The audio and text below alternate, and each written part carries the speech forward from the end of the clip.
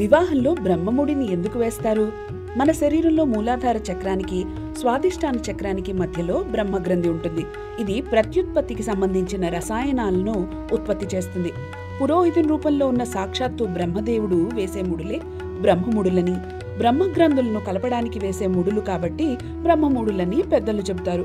రెండు దేహాలుగా ఉన్న వధూవరులిద్దరినీ ఒకటే ఆత్మ, ఒకటే ప్రాణంగా చేసే ప్రక్రియే ఈ బ్రహ్మముడి.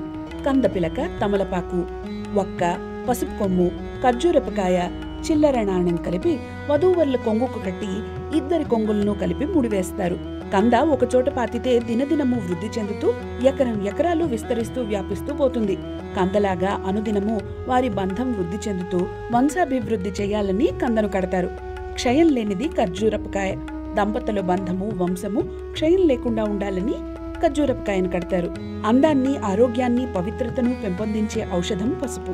ఆయురారోగ్యాలతో పవిత్రంగా ఉండాలని పసుపు కొమ్ములను కడతారు. ఇకపోతే ఆకు, వక్క అనేది విడివిడిగా ఉన్నా కలిస్తే ఎర్రగా పండుతాయి.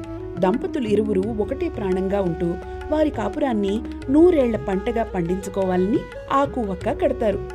మనకు తెలిసిందే, చిల్లర నాణం లక్ష్మీ స్వరూపం. అష్టైశ్వర్యాలతో వృద్ధి చెందాలని చిల్లర నాణ్యం కడతారు.